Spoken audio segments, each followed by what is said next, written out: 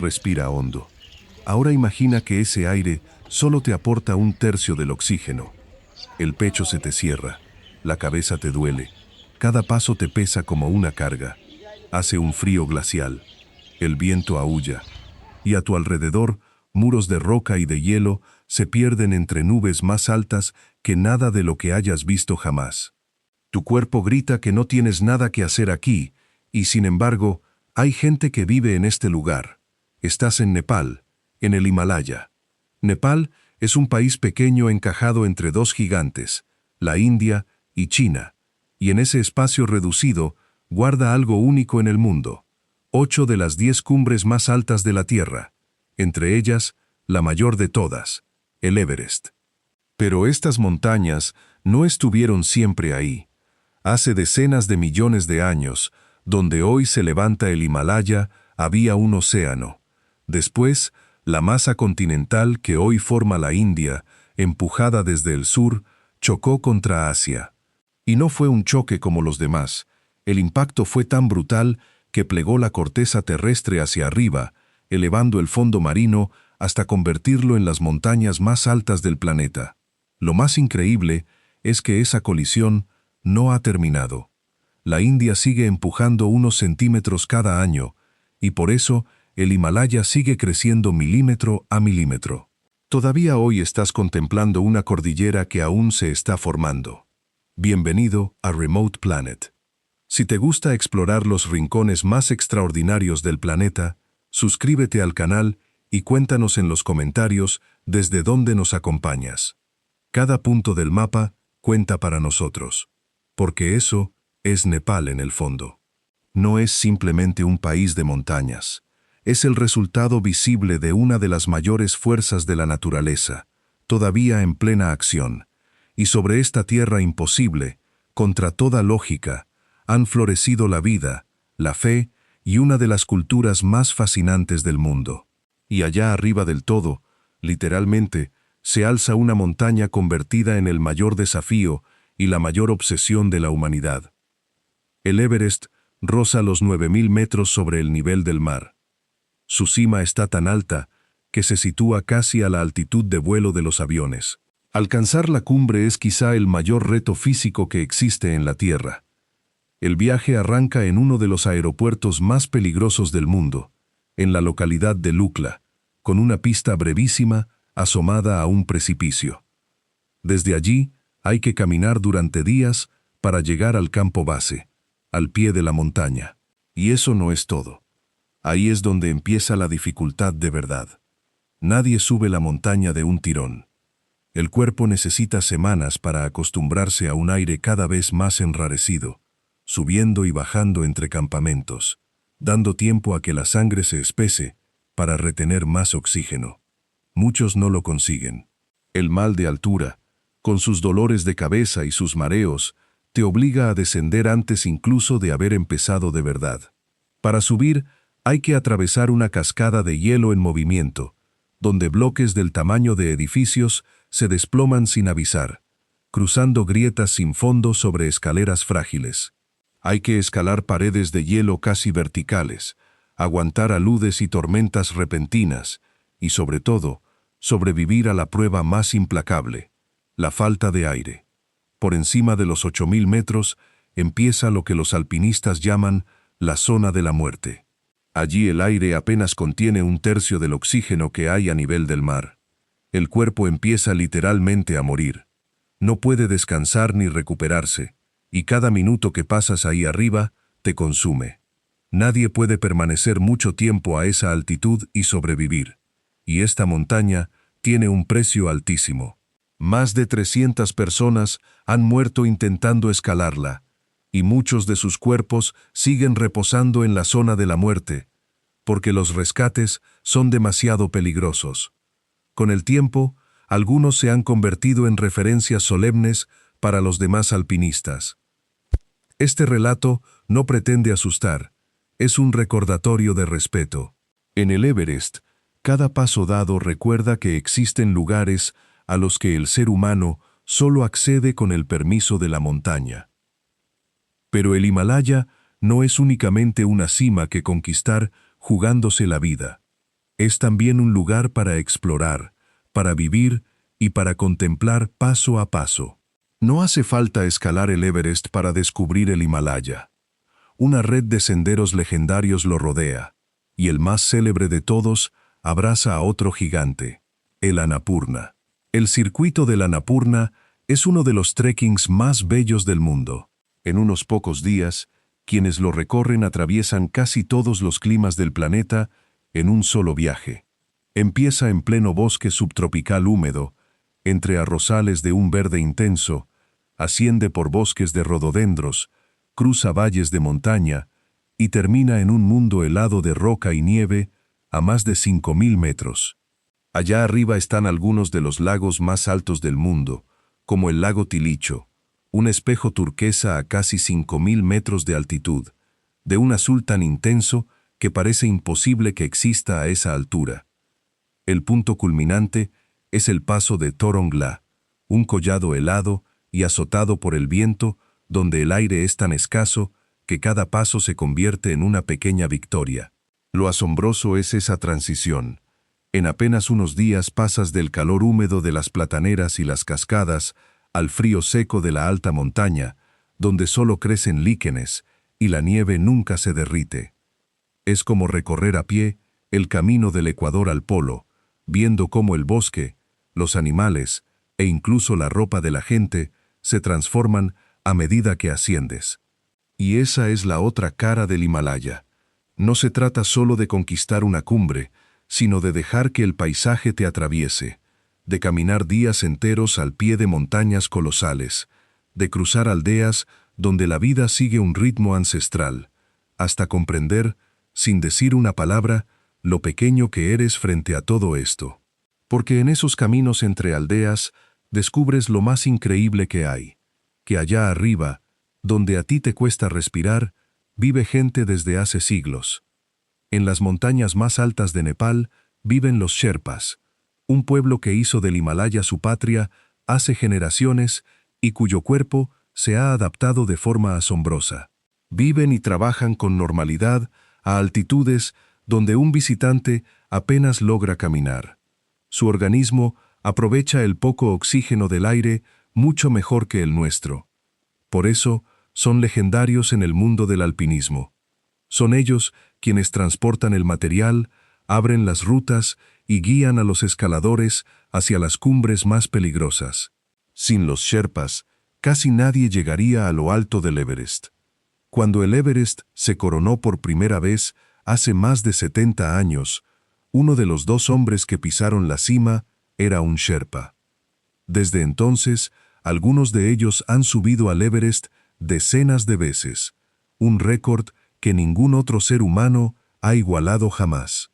Su compañero fiel es el yak, un animal imponente y peludo, perfectamente adaptado al frío extremo, que carga el peso y proporciona leche, lana y calor. En aldeas como Namche Bazar, encajada en un anfiteatro de montañas, se reencuentra toda esta gente. Es el gran mercado de la región, el punto de encuentro de comerciantes, ganaderos y alpinistas a más de 3.000 metros de altitud. Y ahí reside una de las grandes lecciones de Nepal, donde la mayoría de nosotros apenas logra respirar. Otros han aprendido a vivir, a criar a sus hijos y a prosperar desde hace siglos. No han conquistado la montaña, han aprendido a formar parte de ella. Su fuerza no está en dominar el Himalaya, sino en pertenecer a esa montaña. Y en medio de estos paisajes imposibles hay algo que lo une todo, algo que se percibe en cada aldea, en cada camino y en cada cumbre: la fe. En Nepal, las montañas son también templos, y su presencia está en todas partes. Verás banderas de oración de 5 colores cruzando los valles, ondeando al viento, porque se cree que el aire lleva sus plegarias por el mundo entero. Verás ruedas de oración que los peregrinos hacen girar al pasar, y monasterios como Tengboche, encaramados en las alturas con las cumbres más altas del mundo como telón de fondo. Verás también piedras grabadas con oraciones, apiladas a lo largo de los senderos que serpentean. Déjalas siempre a tu izquierda. En Nepal, la fe no se limita a los templos, está inscrita en el propio paisaje, a lo largo de cada camino. El valle de Katmandú alberga algunos de los lugares sagrados más importantes de Asia. La gran estupa de Buddha-Nath, una inmensa cúpula blanca con unos ojos pintados que parecen velar por todo, el templo de Swayambhunath, encaramado en lo alto de una colina y rodeado de monos, y a orillas de un río sagrado, el templo de Pashupatinath, uno de los lugares más venerados del hinduismo. Allí, junto al agua, las cremaciones se celebran al aire libre, a la vista de todos. Para la tradición hindú, no se trata de un final trágico ni de un espectáculo, sino de una etapa natural, la liberación del alma y su regreso al ciclo de la vida. Igual que en las montañas, aquí la muerte se acepta como parte del orden natural, y quizá no sea casualidad que una fe tan profunda naciera y floreciera aquí. Cuando vives rodeado de montañas colosales, que cada día te recuerdan tu pequeñez y tu fragilidad, mirar hacia algo más grande que tú se vuelve casi natural. En Nepal, paisaje y espiritualidad son inseparables, y esa mezcla de fe, historia y arte alcanza su cima cuando bajas de las montañas hacia el corazón del país, la ciudad de Katmandú. Katmandú, la capital, es un mundo aparte, un laberinto de callejones, mercados, templos e incienso, donde lo antiguo y lo moderno conviven en cada esquina, pero su mayor tesoro es su patrimonio. Durante siglos, prosperó aquí una civilización de artistas y constructores extraordinarios. En sus plazas, llamadas plazas Durbar, se alzan palacios y templos de madera tallada con una precisión asombrosa, levantados hace cientos de años sin una sola máquina, y la vida cotidiana transcurre entre templos milenarios, como si el tiempo se hubiera detenido y hubiera vuelto a arrancar. Y por sorprendente que parezca, más allá de las montañas y las ciudades, Nepal esconde un último mundo insospechado, una jungla repleta de animales salvajes. Cuando pensamos en Nepal, imaginamos hielo y altura, pero al sur del país, el terreno se desploma bruscamente hacia llanuras cálidas y húmedas, cubiertas de selva. Y allí se oculta un mundo completamente distinto. En el Parque Nacional de Chitwan sobreviven algunos de los animales más extraordinarios de Asia. Está el rinoceronte indio, un coloso acorazado de un solo cuerno, que estuvo al borde de la extinción y que gracias a la protección del parque vuelve a recorrer estas praderas. Aquí también el tigre de Bengala caza en silencio entre la hierba alta. Nadan por la zona enormes cocodrilos de hocico fino, llamados gaviales, unos cocodrilos que casi han desaparecido del resto del mundo. Y hay elefantes y aves de colores increíbles, como el monal, un pájaro brillante que parece hecho de metales preciosos y que es el símbolo nacional del país. Y hay una buena noticia que conviene recordar. Hace décadas, la caza furtiva estuvo a punto de exterminar a los rinocerontes de esta jungla. Pero Nepal reaccionó gracias a sus guardas forestales, a las comunidades locales y a años de vigilancia, y logró una hazaña poco común en el mundo. La población de rinocerontes volvió a crecer. Hoy ese parque es un ejemplo mundial de cómo un país puede recuperar lo que estuvo a punto de perder. Y eso es lo extraordinario. En un solo país, en unas pocas horas de viaje, pasas de las montañas más altas del planeta, cubiertas de hielo eterno, a una selva tropical húmeda, poblada de tigres y rinocerontes. Y fue en esas mismas llanuras del sur, hace más de 2500 años, donde nació una idea que iba a cambiar la vida de millones de personas en todo el mundo. En una llanura apacible del sur de Nepal se encuentra Lumbini, un lugar sereno y verde, muy distinto de las montañas heladas del norte. Y sin embargo, aquí ocurrió uno de los acontecimientos más importantes de la historia de la humanidad. Según la tradición, hace más de 2500 años nació en este lugar un príncipe llamado Siddhartha Gautama, un hombre que más tarde abandonó su vida de lujo para salir en busca de una respuesta. Un hondo sentimiento ante el sufrimiento humano acabó llevándolo a convertirse en el Buda, el despierto. De sus enseñanzas nació el budismo, una filosofía que siguen cientos de millones de personas en todo el mundo. Hoy, Lumbini es un lugar de peregrinación y un sitio inscrito en el Patrimonio Mundial de la UNESCO. Cuesta imaginar la magnitud de lo que empezó aquí. Desde esta llanura tranquila, una visión de la vida se extendió por China, Japón, el sudeste asiático y finalmente por el mundo entero. Hoy, cientos de millones de personas organizan su vida en torno a ideas nacidas hace más de 2 milenios en este rincón de Nepal. Y hay aquí algo hermoso. De esta tierra de extremos, de montañas escarpadas, surgió también uno de los mensajes más pacíficos de la historia. Un mensaje de compasión, de equilibrio y de aceptación, como si el territorio más hostil del planeta hubiera alumbrado a la vez una de las ideas más dulces. Y todo esto, las montañas, los templos, la jungla, la historia, se sostiene sobre una sola cosa. La verdadera fuerza de Nepal no está en sus paisajes, sino en su gente. Lejos de las rutas más transitadas está el corazón de Nepal, las colinas centrales. Aquí la vida fluye a otro ritmo, más lento y más profundo.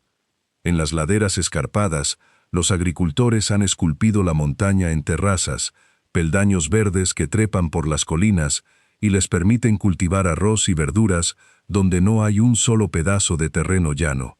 Cruzan los valles por puentes colgantes que se balancean sobre ríos bravos, y en muchos lugares la única forma de llegar sigue siendo caminar durante horas. En medio de todo esto está Pokhara, una ciudad a orillas de un lago apacible en el que se reflejan las montañas del Annapurna. Se ha convertido en la capital de la aventura. De aquí salen quienes parten de trekking al Himalaya y quienes planean en parapente sobre los valles, con las cumbres nevadas al fondo. Nepal es además un mosaico de pueblos. Decenas de grupos étnicos, con sus propias lenguas, vestimentas y tradiciones, conviven en este territorio exigente. Y esa es la verdadera lección de Nepal. Se puede vivir en el Everest. Se puede reconstruir un templo derrumbado, cultivar la tierra en una montaña vertical y sonreír a más de 4.000 metros de altitud. La mayor maravilla de este país no está en su geología, ni en sus cumbres, sino en la capacidad de sus habitantes para prosperar en uno de los territorios más extremos del planeta. Nepal es mucho más que el Everest. Es la cuna de las montañas más altas del mundo, el lugar donde nacieron antiguas civilizaciones espirituales y el país donde millones de personas han aprendido a vivir donde casi nadie más podría. Un país imposible, y por eso mismo, uno de los más extraordinarios del planeta. Cuéntanos en los comentarios desde dónde has seguido este viaje y qué es lo que más te ha sorprendido. Si has llegado hasta aquí, suscríbete y acompáñanos en la próxima expedición de Remote Planet.